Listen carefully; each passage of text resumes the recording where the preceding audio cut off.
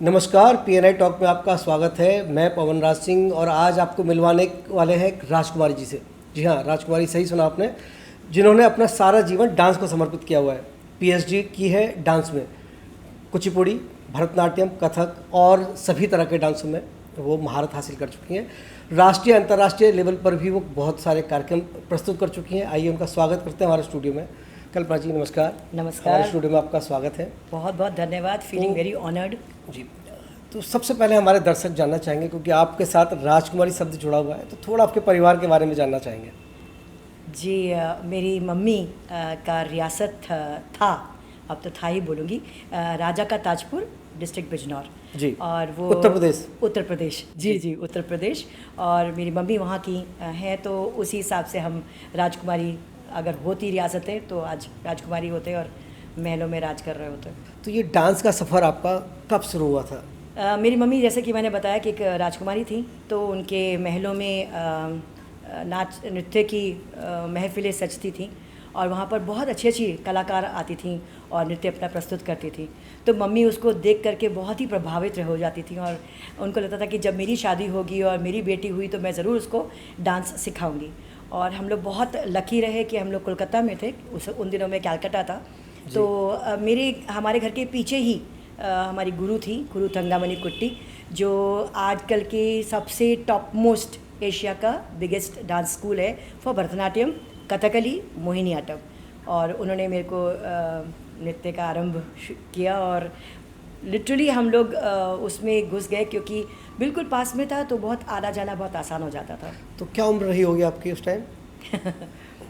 बहुत छोटी 4 साल की थी मैं, 3.5-4 साल की थी जब से हमने डांस शुरू किया था। तो आपका जीवन, जो गृहस्थ जीवन शुरू हुआ, या आपके परिवार में कितने मेंबर थे, थोड़ा जानना चाहेंगे हमारे दर्शक। शादी से पहले डैडी मम्मी, मेरे ब्रदर थे बड़े, और एक छोटी सिस्टर है सुपर्णा। अभी मेरे हस्बैंड हैं जो एडवोकेट है, और एक बेटी है कनाडा में जो मैकेनिकल इंजीनियर हैं, और वो भी एक डांसर थी, पर अब वो कनाडा में है तो जी में काम करती हैं। डांस अभी तो ज़्यादा नहीं करती। हाँ, बताया जाता है कि आपके फादर भी नोएडा में आरडब्ल्यू अध्यक्ष रहे हैं, तो क्या कभी आपका मन नहीं किया कि मैं भी कुछ आरडब्ल्यू में कोई पदाधिकारी बनूं और सेक्टर की सेवा करूं? पवन जी, ऐसा है कि मैं बहुत सारे अपने स्तर पे, अपने एक पर्सनल लेवल पे मैं बहुत सारे काम करती हूँ। स्कूल भी चलाती हूँ डांस के लिए, म्यूज़िक के लिए, फिटनेस के लिए, इंस्ट्रूमेंट्स के लिए, और योगा, जुम्बा, एरोबिक्स, ये सब कुछ सिखाती हूँ। पर एक साथ साथ में पैरेलल एक एनजीओ चलता है मेरा, जो कि अंडर प्रिविलेज, जो प्रिविलेज नहीं है, जो वंचित वर्ग के जो बच्चे हैं या लोग हैं, चाहे वो बच्चे हों या बड़े हों, तो उनको हम लोग फ्री में पूरा डांस कराते हैं। और दूसरा, मेरे जो जितने भी गवर्नमेंट के ऑफिशियल्स हैं, गवर्नमेंट सर्वेंट्स हैं, चाहे वो डिफेंस के हैं या मीडिया के हैं या कोई भी है, तो उनको हम लोग निःशुल्क डांस, म्यूज़िक, इंस्ट्रूमेंट, वो जो भी सीखना चाहते हैं, यहाँ तक कि फ्रंट ऑफिस की ट्रेनिंग उनको हम देते हैं। इंग्लिश अगर नहीं आती है तो मैं उनको इंग्लिश कराती हूँ, मॉरल हाइजीन, ये सब कुछ पूरा एक पैकेज कराती हूँ।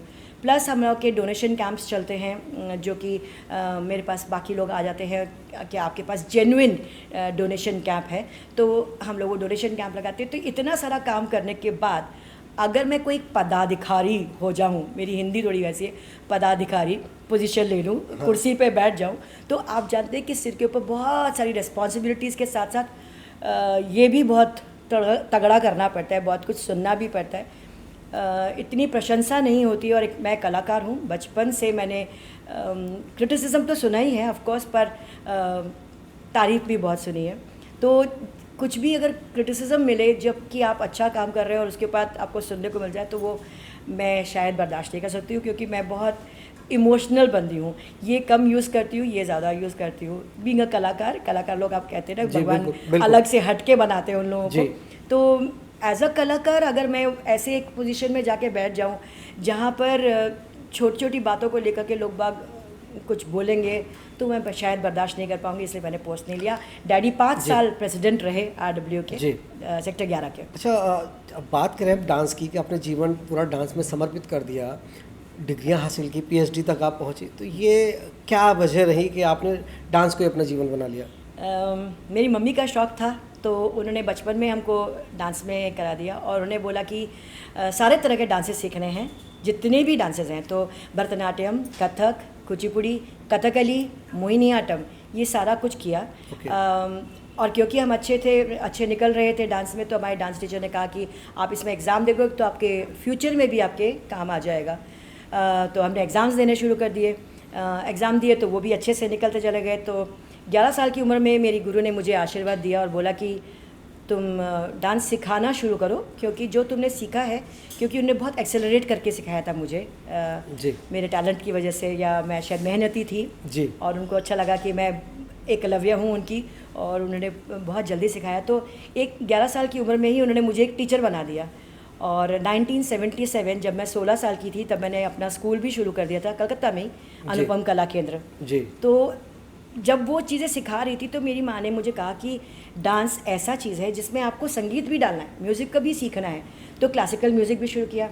अब क्लासिकल म्यूज़िक जब शुरू किया तो उसके साथ इंस्ट्रूमेंट सीखना भी ज़रूरी था, क्योंकि अगर आप कोरियोग्राफी करते हैं, एक प्रोजेक्शन की, एक बैले की, एक स्किट बनाते हैं, ड्रामा बनाते हैं, तो उसके साथ आपको डांस जानना ज़रूरी है, आपको एक्टिंग जानना ज़रूरी है, आपको म्यूज़िक जानना ज़रूरी है, आपको इंस्ट्रूमेंट का भी ज्ञान होना चाहिए। संगीत की सभी विधाओं का ज्ञान होना ज़रूरी है। बिल्कुल। तो उन्होंने कहा तुम्हें सिर्फ ज्ञान नहीं लेना है, तुम्हें पूरा उसमें हर चीज़ में मास्टरी करनी है, महारत हासिल करनी है। तो वो पूरा उन्होंने सिखाया। यहाँ तक कि आप पवन जी मानोगे कि उन्होंने मुझे टाइपिंग, उन दिनों में तो टाइपिंग शॉर्ट हैंड भी था, टाइपिंग शॉर्ट हैंड सीखा मैंने, इंटरनेशनल कुकिंग सीखी, ड्राइविंग सीखी, यूँ मान लिया जाए कि आपने कोई चीज़ छोड़ी नहीं, हर चीज़ में आपने हाथ आजमाए और उसमें महारत हासिल की। छोड़ी तो बहुत सारी चीज़ें हैं, जैसे बड़े होकर के स्विमिंग की कोच बनी मैं, हॉर्स राइडर बनी, कराटे किया, और मैं जापानीज़ लैंग्वेज जो है उसमें गोल्ड मेडलिस्ट हूँ, स्कॉलरशिप होल्डर। तो इतना कुछ था जो बचपन में नहीं कर पाई। सारा कैसे बैलेंस किया आपने? इतनी सारी चीज़ें की और सबको आपने मास्टरी की। सबके पास 24 घंटे हैं,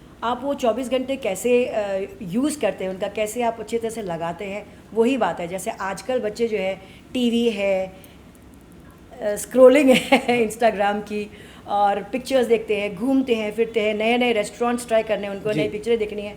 वो हम लोगों ने नहीं किया। एक हमको आधा दिन संडे का मिलता था जब आपको ऐश करनी है, बाकी 6.5 दिन जो है इस सप्ताह के, वो पूरे अपने यूटिलाइज करने हैं। बिल्कुल टाइट। 5 बजे सुबह उठ करके रात के 11 बजे तक हमारी क्लासेस होती थी। ओके। तो अगर आप चाहते हो कुछ भी करना, जहाँ there is a will there is a way, तो वो वाली बात थी। दूरदर्शन पे आपने बहुत सारी प्रस्तुतियाँ दी हैं जी। तो थोड़ा जानना चाहेंगे कि वहाँ तक का सफ़र कैसे रहा? जब एक डांसर अपने आप को समझने लगे कि वो एक परफॉर्मर हो रही है, तो वो ऑटोमेटिकली अपने आप को प्रोजेक्ट करना चाहती है। It's like you buy a new cloth. आप कोई अच्छा नया कपड़ा खरीदते हो तो आप उसको अलमारी में नहीं टांगते हो, आप उसको पहनते हो और जाके शो ऑफ करते हो। तो dance is one of those things जहाँ आप अपने आप को शो ऑफ करना चाहते हो। तो स्टेज है उसका एक माध्यम, when you go on to the stage, and stage का जो ऑरा है, जो उसका ग्लैमर है, वो बिल्कुल डिफरेंट है। बट दूरदर्शन उससे बिल्कुल हटके है। जैसे कि मैं आपको सिंपल से बताऊंगी कि मैं स्टेज पे हूँ तो मैं करूँगी तक कीटा, इतना बड़ा वाला एक्शन करूँगी। अभी मैं कैमरा में हूँ तो मैं करूँगी तक कीटा, छोटे एक्सप्रेशंस। तो वो चीज़ सीखना, वो चीज़ जानना बहुत ज़रूरी है। तो दूरदर्शन इज़ द मीडियम। आप दूरदर्शन में जाकर के कितने सारे लोग आपको एक साथ देख रहे होते हैं, that is a big high. और मैंने सिर्फ डांस ही नहीं किया है, आई वॉज एन एंकर। मैं वही आने वाला था कि शायद नोएडा के लोगों को या बाकी लोगों को नहीं पता कि आपके अंदर एक एंकर भी था। आपने हिंदी और बंगाली में एंकरिंग की। जी, हिंदी तो बंगाली। ये एक अलग से जन्म था, तो ये कैसे हुआ? जी, उन दिनों में दूरदर्शन के बाद एक उपग्रह दूरदर्शन आया था, सैटेलाइट टीवी। जी।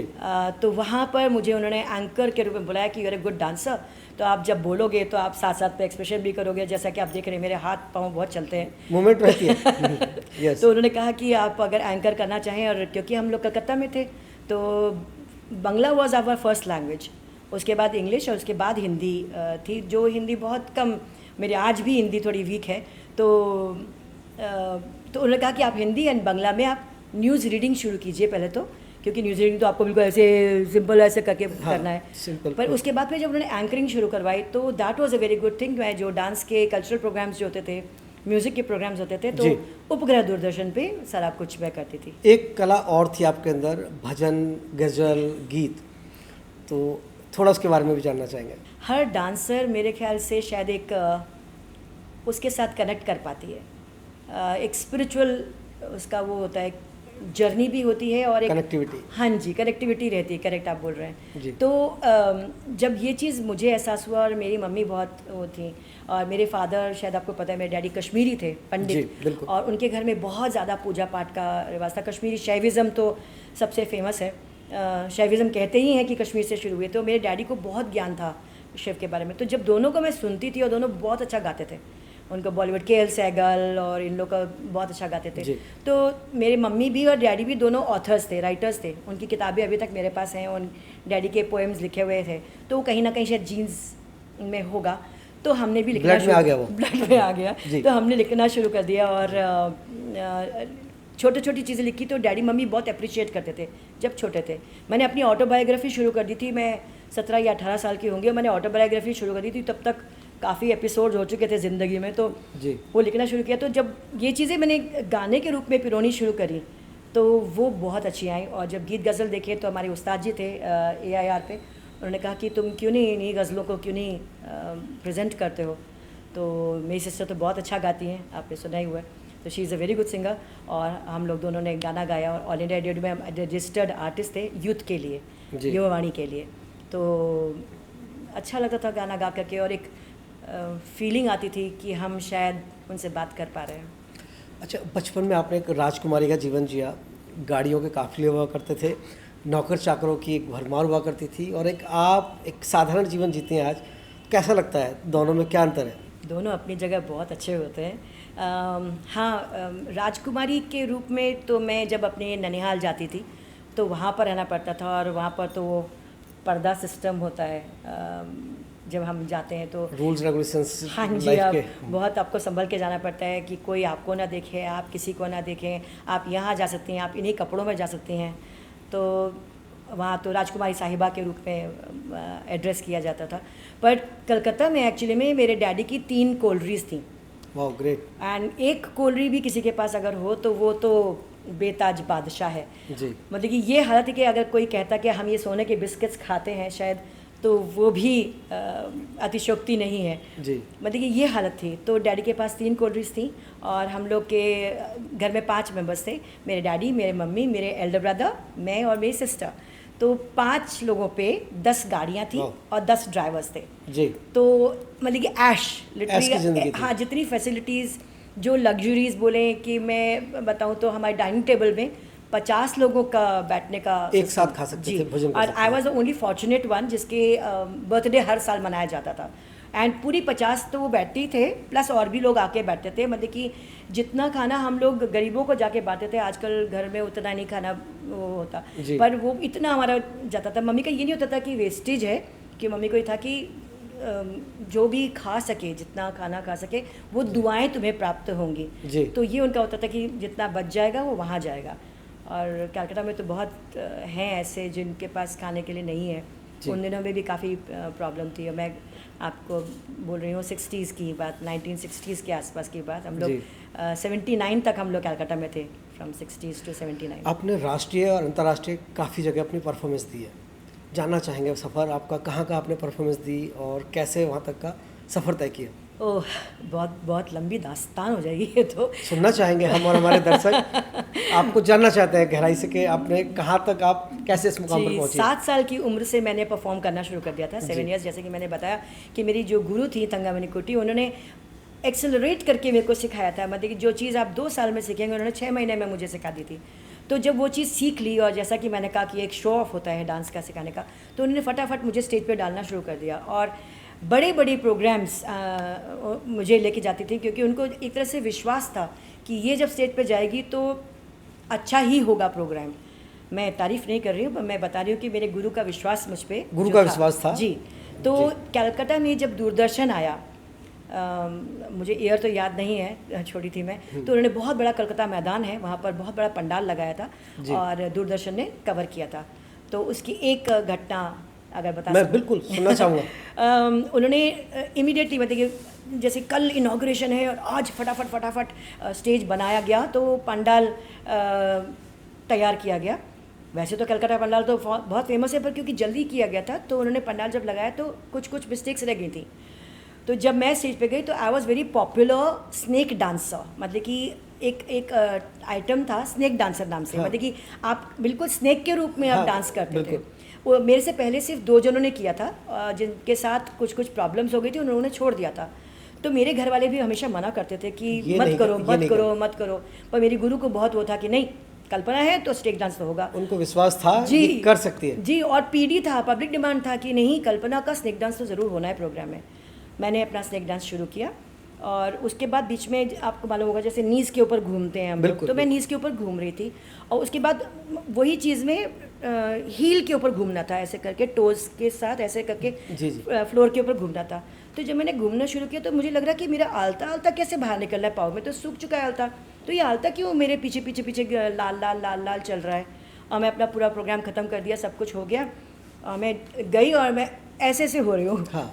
तो जब मैं वहाँ पहुँची तो मेरी गुरु ने कहा तुम्हें वीकनेस तो नहीं हो रही है, वीकनेस तो नहीं हो रही है। मैं कहा नहीं नहीं, बस टायर्ड हो रही हूँ, टायर्ड हो रही हूँ, कुछ हाँ, नहीं। हाँ, बिल्कुल। आंटी, हम लोग आंटी बोलते थे, नहीं नहीं आंटी कुछ नहीं। कहती तुम्हारा इतना खून निकल गया है। हो, मैंने कहा खून? कहा खून? जब स्टेज पे देखा तो पूरा Blood लाल से। लाल हो रखा था। वो क्या हुआ था कि स्टेज के ऊपर कोई कील कुछ। कील आ गई थी, जो कि उन्होंने नीचे से शायद ठोकी थी, तो उसका जो हेड था वो तो नीचे था, जो टेल था वो ऊपर था, Oh my जिसमें God। मैंने पाँव रख दिया था। पर मैं बड़ा पेनफुल था, लेकिन और आपको अपनी डांस में धुन इतना में खो इतनी गई, थी डांस मुझे में खो गई, एहसास पता ही नहीं हुआ। चला। और वो कहते हैं कि अभी भी दूरदर्शन जब वो अपना इनॉग्रल वो दिखाते हैं तो उसमें वो दिखाते हैं कि वो मैं घूम रही हूँ और पीछे पीछे वो खून, रक्त जो है वो रक्त बीज की तरह से चल रहा है। वो यादगार क्षण है जी जीवन का। तो ऐसे प्रोग्राम्स हुए। तो आंटी की वजह से हम लोग बहुत घूमे, शहर शहर घूमे, इंडिया में बहुत घूमे, पूरा इंडिया हम लोगों ने कवर किया डांस की वजह से। जी। फिर उसके बाद ऑफ़र्स आए तो कहीं दुबई, कहीं कुवैत, बहुत जगह पे हम लोगों ने परफॉर्म किया। पर बड़े होने के बाद जब मेरे स्टूडेंट्स हो गए तो हम लोग दुबई गए, थाईलैंड गए, कनाडा गए, न्यूयॉर्क गए, काफ़ी जगह पे किया। दुबई में तो मैंने बेली डांसिंग का शो किया बेली था। डांसिंग जी आपने किया? जी, मैं बेली डांस करती थी। जी। 2000 में मैंने सीखा था दुबई जा कर के। जी। और वो जो बड़ा मेरी टफ डांस है। जी, जो मेरी गुरु जो थी वो शी वॉज अ रेस्टोरेंट में वो डांस करती थी, पर उनके बारे में मुझे पता चला कि वो एक प्राइवेट क्लासेस करती हैं, इक्का दुक्का स्टूडेंट्स को ही लेती हैं। तो 2000 में मैं गई उनके पास और उनको मैंने बोला कि मुझे बहुत शौक है, मेरा इंडियन फिगर है और भरतनाट्यम सीखा हुआ है, जिसमें बेली क्या है, आप हिप भी नहीं हिला सकते हो, आपको एकदम रिजिड खड़ा होना है, डिसिप्लिन्ड एकदम, कोई आप टिक ठक टिक टक ठुमके नहीं चला नहीं सकते कर आप। सकते। तो उनको बताया तो उन्होंने बोला ये तो बहुत डिफिकल्ट है, क्योंकि बेली डांस में तो आप बेली चलाते हैं, बिल्कुल, movement हिप वही है। चलाते हैं आप, बिल्कुल। और पैरों का तो बहुत वो है कि आपको बहुत सॉफ्ट होना पड़ता है। और भरतनाट्यम, कुचिपुड़ी, कथक सब तो पैरों के साथ हाँ, पूरा आपके तड़ड़ साथ बिल्कुल। पैरों को मार मार के है। मैंने कहा आप मतलब कि अगर आप सिखा दें, मैं तो कोशिश ही करूँगी, क्योंकि मैं इंडिया से आई हूँ आपसे सीखने के लिए, मैं कोशिश करूँगी और सिखा दीजिए। तो मैं उनके पास 4 महीने के करीब थी, सुबह भी क्लास और शाम को भी क्लास, दोनों टाइम पे 2-2 घंटे की क्लास होती थी। और जब तक मैं निकली हूँ तो भगवान की कृपा है कि वो बहुत खुश थी मुझसे। फिर इंडिया आकर के मैं भूल गई, क्योंकि इंडिया में तो बेली डांसिंग था ही नहीं, और बेली डांसिंग का जो नज़रिया था वो तो कुचिपुड़ी, भरतनाट्यम, कथक, अब एक तरफ वेस्टर्न डांस, हिप हॉप, साज पता नहीं और कितने सारे डांस, तो कैसे इनको बैलेंस कर लेती हो आप? और कैसे ये सारे स्टेप्स याद रखना, बच्चों को ट्रेंड करना, तो बड़ा मुश्किल होता होगा। पवन जी, ये एक मैं अपने बच्चों को भी कहती हूँ कि जैसे हमने ABCD सीखा, जी। हमने नर्सरी में सीखा था, ठीक है। और अगर हम PhD भी करेंगे तो भी हमें ABCD याद है ना। ठीक है। क्यों? क्योंकि हम प्रैक्टिस करते हैं। नहीं, कभी कभी मिक्स भी हो सकता है, अब भरतनाट्यम का स्टेप इसमें आ सकता है या आजकल वेस्टर्न तो डांस इसमें आ सकता फ्यूजन है, शुरू हो गया है आजकल तो फ्यूजन हो उसका भी गया। रास्ता है, वो फ्यूजन में आ गया। नहीं, बट क्लासिकल चीज़ बिल्कुल अलग है। जो इंडियन क्लासिकल है वो बिल्कुल अलग है, और वेस्टर्न डांसिंग बिल्कुल अलग है। पर उसमें एक चीज़ बहुत कॉमन है, जो मैं अपने भरतनाट्यम डांसर्स को भी बताती हूँ कि भरतनाट्यम डांसर्स में आपने देखा होगा एक अरामंडी पोजीशन बनाते हैं, वो ऐसे डायमंड शेप बनाते जी। हैं। वो डायमंड शेप देख लिए कि योगा वाले जो हैं वो भी करते हैं, जुम्बा वाले जो हैं वो भी करते हैं, पिलाटेस वाले हैं वो भी करते हैं, और हिप हॉप वाले भी करते हैं, बैले वाले भी करते हैं। वही स्टांस है जो सबके लिए कॉमन है, कुछ चीज़ कॉमन है। हाँ जी। तो ये अलग बात है कि किसी किसी का वेट, जैसे हमारा भरतनाट्यम का है तो हम लोग बिल्कुल स्ट्रेट खड़े होते हैं। कथक में थोड़ा सा सॉफ्टनेस है, उसमें कुचिपुड़ी में ड्रामा है, तो अगर मैं आपको सिर्फ ऐसे देख रही हूँ तो मैं यूँ करके आपको देखूँगी कुचिपुड़ी में, तो इतना ही फ़र्क है, ज़्यादा नहीं है। पर ऐसा ही है जैसे स्कूल में हम जाते हैं और 8 हमारी पीरियड्स होते हैं, English, Hindi, maths, geography, history. पर हम इंग्लिश में हिंदी तो नहीं बोल रहे होते, हिंदी में ज्योग्राफी नहीं कर रहे होते, ज्योग्राफी में हिस्ट्री नहीं कर रहे होते। तो ऐसे ही आप बैलेंस अपने आप हो जाता है। बन जाता है। बहुत सारे कंपार्टमेंट्स हैं ना यहाँ भगवान ने दिए हुए हैं। एक महत्वपूर्ण सवाल, आप हर साल एक बड़ा इवेंट करती हैं जी, और उसकी तैयारी और आप हमेशा गेस्ट बन करके आते और हैं। Thank you. उसमें आप काफ़ी लंबे समय पहले तैयारियां शुरू करती हैं और वो हर बार एक यूनिक कॉन्सेप्ट होता है। कैसे कर पाती हैं? आइडियाज़ कहाँ से आते हैं? कैसे सारी तैयारियां करती हैं? मैं, जैसे मैंने आपको बताया कि मैं सोशल बहुत ज़्यादा अवेयर हूँ कि दुनिया में क्या है। जिस एक ही ज़िंदगी है, उस एक ज़िंदगी को हम जितना बेहतर बना दें, मेरा मानना है कि कर्मों के हिसाब से हम लोग चलते हैं। मैं आज आपके साथ बुरा करूं तो आपको बुरा नहीं मानना चाहिए, उसमें मुझे खुद ही बुरा मानना चाहिए, क्योंकि वो मैं अपने कर्म खराब कर रही हूँ। तो इस कर्मों की थ्योरी के हिसाब से अगर मैं देखूँ तो मुझे जिस दुनिया में मैं रह रही हूँ, जिस एम्बियंस में रह रही हूँ, जिस सर्कमस्टांसेस में रह रही हूँ, उसे बेहतर बनाना है, उसे अच्छा बनाना है जी। मुझे अपनी मनुष्य ज़िंदगी तो अच्छी बनानी ही है। वो मनुष्य ज़िंदगी मेरी अच्छी कब बनेगी? जब आप भी अच्छे बनेंगे, ये भी अच्छे बनेंगे, ये भी अच्छे बनेंगे, ये भी अच्छे बनेंगे, सब अच्छे बनेंगे, तभी मेरी ज़िंदगी भी अच्छी होगी। मैं अकेले अच्छी नहीं हो सकती हूँ। तो ऐसे में आपके समय में एक कीड़ा, कलाकारों के दिमाग में कीड़ा हमेशा होता है। हाँ, वो कीड़ा कुछ करता रहता है। तो कुछ ना कुछ कभी कोई बात हिट हो जाती है या कोई बात एकदम से स्ट्राइक कर जाती है। जैसे आपको पता है कि पहले, अभी कोई 5-6 साल पहले हम लोग रिवर्स को लेकर के बहुत ज़्यादा इश्यूज़ चल रहे थे और सोशली बहुत बातें हो रही थी, मीडिया में भी बहुत था, सारे गुरु लोग भी उनके बारे में बात कर रहे थे। तो मैंने सबसे पहले जल संपदा किया, यानी कि पूरे इंडिया में जितनी रिवर्स हैं जी, उनको बताया कि वो हमारी संपदा है, उनका कैसे ख्याल रखना है। जल संपदा, कितने लोगों को तो पता ही नहीं था राजस्थान में कितनी नदियां हैं जो वहीं से निकलती हैं। पूरा रिसर्च वर्क करते हो आप और दिन रात एक करना पड़ता है। क्योंकि जब आप कोई चीज़ प्रेजेंट कर रहे हैं तो आपको उसका सत्य रूप प्रेजेंट करना है। आप उसको फिक्शन नहीं बना सकते। या तो फिर आप डिस्क्लेमर लगाए कि आपने डिस्क्लेमर लगाया जिससे हमारा कोई सत्य से कोई मतलब नहीं है। पर आप जब एक चीज़ दिखा रहे हैं, और जैसा कि मैंने कहा कि मेरे बच्चों को मैं सिखाना चाहती हूँ हर चीज़ अच्छी, सिर्फ मेरे को अच्छा नहीं बनना है ना, मेरे बच्चों को भी अच्छा बनना है, उनके माता पिता को अच्छा बनना है, उनके माता पिता को अच्छा बनना है। तो मैं एक प्रेजेंट चीज़ करूं जो उनके दिमाग में हमेशा रहे। जैसे जल संपदा किया, गंगे मातरम किया था, आपको याद हो कि गंगे मातरम में मैंने गंगा को एक औरत बनाया था कि औरत की ज़िंदगी और गंगा की ज़िंदगी बिल्कुल बराबर है। तो उसके लिए हमने सतयुग से शुरू किया था।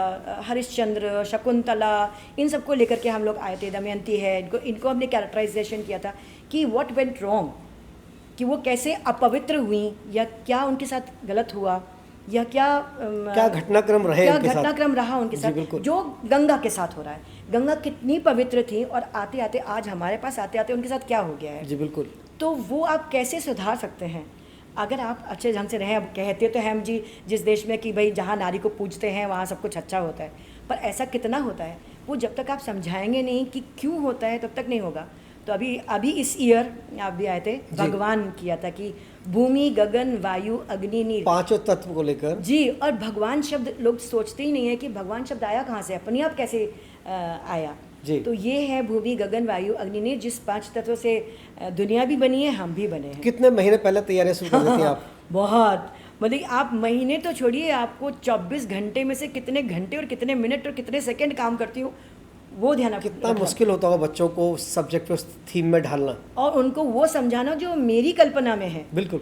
क्यों उनके दिमाग में वो चीज़ डालना, क्योंकि उन्होंने वो चीज़ प्रेजेंट करनी है। क्योंकि मैं तो स्टेज पे नहीं हूँ, वो हैं, तो उनको उतना ही अच्छा दिखाना है जितना मेरे दिमाग में है। तो अब की बार तो मैं रावण बनी थी जी, जो लोगों ने लिखा भी क्या कि रावण बहुत अच्छे थे। आइडिया को डेवलप करना, रिसर्च करना, बच्चों को ट्रेन करना, फैक्ट्स लेकर के आना, साथ में फंड का इंतजाम करना। कितनी चुनौतियाँ लगती हैं आपको ये सब करने में?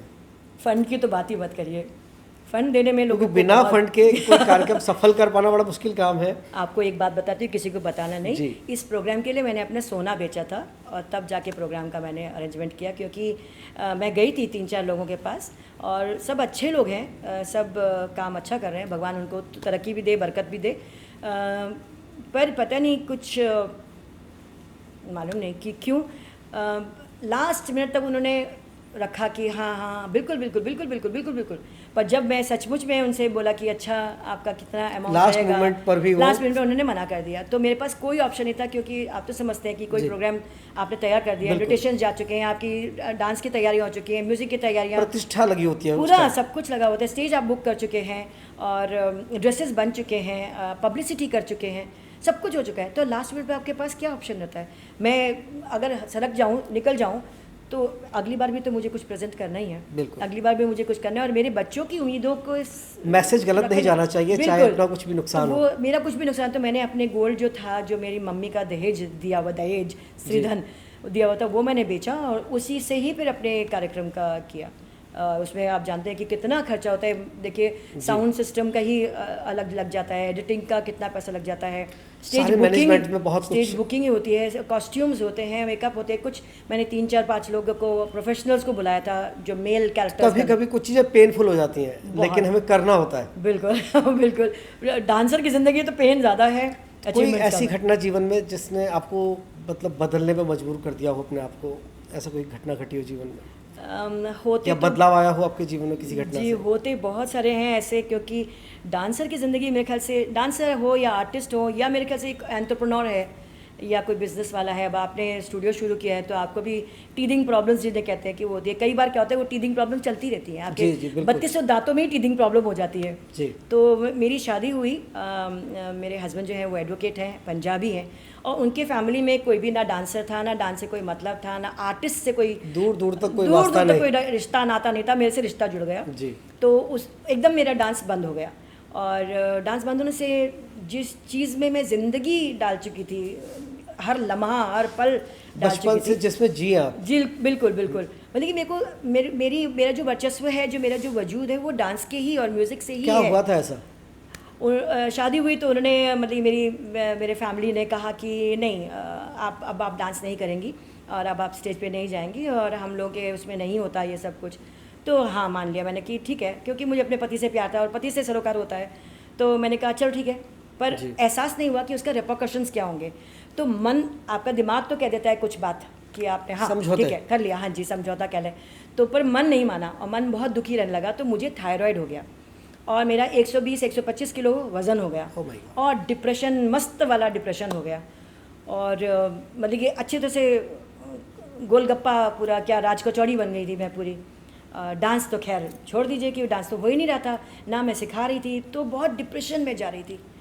ऐसे मतलब जो जीवन का हिस्सा था उससे हट गए थे, कट चुके थे, बिल्कुल ख़त्म हो चुका था, क्योंकि मैं जी नहीं रही थी ना, जीवन का हिस्सा तो जीना था ना, जीना जिस चीज़ से था वही नहीं था, मेरा ज़िंदगी नहीं थी। तो इसी दौरान मेरी बेटी भी हुई संपदा, और मैं उसके प्यार में, वो कहते हैं ना माँ जब बनते हो ना आप, तो आपके पास कुछ नहीं होता दुनिया में, सिर्फ वो जो छोटा सा नन्हा सा बच्चा है जो टुकुर टुकुर आपको देख रहा होता है, बस वही सब कुछ होता है दुनिया पूरा। बिल्कुल। मेरी दुनिया है तुझ में कहीं, होता है वो। हाँ, बस वो ऐसे लगा कि मेरी दुनिया है तुझ में कहीं, आप उसमें लगे रहते हो। बिल्कुल, बिल्कुल। तो डांस वांस सब दिमाग से उतर गया था उस वक्त, क्योंकि माँ बन गई थी मैं। और मैं सचमुच में मैं कहूँ तो मेरे कोई ज़िंदगी में कभी कोई फ्रेंड्स नहीं बने हैं, कभी मैंने फ्रेंड्स नहीं बनाए, क्योंकि टाइम नहीं था। और बड़े होने के बाद जब शादी हो गई तो भी कोई टाइम नहीं था कि मैं किसी से दोस्ती कर सकूं। तो ये मेरी बेस्ट फ्रेंड थी, जो मेरी पोटली जो थी वो मेरी बेस्ट फ्रेंड थी। तो उसी से बातें करना, उसी से बंगला में बात करना, उसी को सब कुछ सिखाना, दिल की भावनाएं, पूरी भावनाएं उसको सिखाती थी, म्यूज़िक भी गाना उसको। गाना जो मैं गाती थी उसके लिए लोरी भी, तो वो गाना था जो मैं बचपन सीखी थी। স্বপ্নপুরীর মিষ্টি রানী হাতছানি টিপে ঘুমিয়ে গেছে দুষ্টু আমার ছোট্ট সোনার মেয়ে, ছোट्ट सोनार में। तो ये गाना गाती थी, वो उसको आज तक याद है, जो 37-38 ईयर्स की हो रही है, और उसको अभी तक याद है, उसके बच्चों के लिए भी मैं गाती हूँ। तो ये सब कुछ लगा। तो पर कुछ सालों के बाद, 4-5 साल के बाद मुझे एहसास हुआ कि नहीं, ये मेरी ज़िंदगी नहीं है। मैं मतलब कोई कॉकरोच नहीं हूँ, मैं कोई चींटी नहीं हूँ, कि कोई कीड़ा नहीं हूँ, कोई रास्ते का कुत्ता नहीं हूँ, कि कुछ भी नहीं कर रही हूँ मैं। तो ऐसे कैसे क्या ये लाइफ है, ये क्या है, मतलब what is this going on in my life. तो मैंने कहा कि चलो मैं अब डांस शुरू करूँगी। मेरे हस्बैंड ने कहा ठीक है तुम ऐसा करो, तुम सिखाना शुरू करो पहले, उसके बाद देखते हैं परफॉर्मेंस। हाँ, परमिशन ग्रांटेड। तो मैंने डांस क्लास शुरू किया। तो जब मैं शुरू में गई तो मुझे देखते थे, आप डांस आता है आपको, करती हैं आप डांस? मैं तो समझ में ही नहीं आता था कि मैं जवाब क्या दूँ। हाँ बिल्कुल। फिर धीरे धीरे इसका जो गम कहते हैं ना, शौक लग गया। तो मैंने कहा कि कुछ तो कुछ ठीक करना पड़ेगा अपने आप को। फिर डांस करना शुरू किया, फिर वापस धीरे धीरे आई, और अच्छे अच्छे बड़े मुझे स्टूडेंट्स मिल गए। आपको अगर गिनाऊँ तो जेपी जो है, जेपी वाले जो हैं वो मेरे स्टूडेंट्स थे, अंसल्स मेरे स्टूडेंट थे, प्रेसिडेंट एसडी शर्मा थे वो मेरे स्टूडेंट्स थे। एमिटी के जो फैमिली है, जो चौहान्स, डॉक्टर अशोक चौहान, डॉक्टर अमिता चौहान, उनकी पूरी फैमिली मेरे स्टूडेंट्स थे। जीडी गोयनका जो है उनके स्टूडेंट्स मेरे, उनके सारे पूरे परिवार के लोग सीखते थे। और ऐसे खैतान वाले, लक्ष्मण सिल्वेनिया वाले, एक एयरक्राफ्ट था डेक्कन एयरवेज, उनके लोग वो मुझसे सीखते थे। एक बहुत अच्छी स्टूडेंट मुझे मिली थी, एक्ट्रेस रह चुकी हैं वो, Meenakshi Seshadri, and she was learning Bharatanatyam, तो उन्होंने सीखा। तो ऐसे अच्छे अच्छे जब लोग मिले तो एक आपके अंदर भी एक कॉन्फिडेंस बढ़ जाता है। कॉन्फिडेंस कुछ तो अंदर होता ही है, पर कुछ ना कई बार आपको हल्का हल्का धक्का भी देना पड़ता है। कोई आकर के आपको हल्का सा धक्का, नहीं यू कैन डू इट, कई बार आप खुद गिर जाते हो, तो आपको एक बार एक हल्का सा। इतने बड़े घराने के लोगों को आपने डांस सिखाया, स्टूडेंट रहे, कैसा महसूस करते हैं अंदर से, फीलिंग कैसी आती है? लगता है कि हमारे गुरु ने हमको बहुत अच्छा सिखाया। मेरी माँ ने मुझे बहुत अच्छी सारा ट्रेनिंग श्रेय दी। गुरु को जाता है? गुरु को और माँ को, ये दोनों, क्योंकि माँ भी गुरु है। प्रेरणा तो माँ से ही मिली थी। सारा कुछ तो उन्होंने किया था। सारे मतलब कि आपको अगर बोलते हूँ तो डैडी बहुत बिजी होते थे, क्योंकि कोलरीज थी, और कोलरीज जब नेशनलाइज हुई तो उन्होंने फिल्मों का काम शुरू किया। और फिल्मों में उन्होंने मृणाल सेन के साथ, सत्यजीत रे, मतलब कि जो आइकॉन्स है ना, फिल्म इंडस्ट्री के आइकॉन्स हैं, तो उनके साथ काम किया। और तापस सेन थे उन्होंने उनके साथ काम किया। बहुत अच्छी अच्छी फिल्में बनाई, ज़्यादातर बंगला में बनाई थी, जिसमें से कुछ थे कैलकाटा 71, कार्लोवी अवार्ड होता था रशिया के, वो उनको मिला। इंटरव्यू बहुत फेमस होता था, वो मिला। तो 8 फिल्म की ज़्यादा बनती थी। मेरी मम्मी का ऑर्डर था, फिल्मों में गए हो only 8 film, nothing else, no commercial, no commercial. पर जो उनके पार्टनर थे, जब उनको बहुत अवार्ड्स मिलने लगे और बड़े बड़े लोगों से हो गया, मिथुन चक्रवर्ती को डैडी ने इंट्रोड्यूस किया था, मृग्या के जो थे, तो उन्होंने इंट्रोड्यूस किया था मृणाल सेन के साथ में। और नसीरुद्दीन शाह, ओम पुरी, सचिन, सारिका, ये सब एक्टर्स इनके साथ थे। बहुत सारे थे, रंजीत मलिक थे, तो इन सब के साथ उन्होंने किया था। फिर उनके पार्टनर जो थे, उनको थोड़ा सा वो आया उनके मन में कि चलो कुछ तो और बड़ा करना चाहिए, तो उन्होंने कमर्शियल फिल्म्स शुरू की।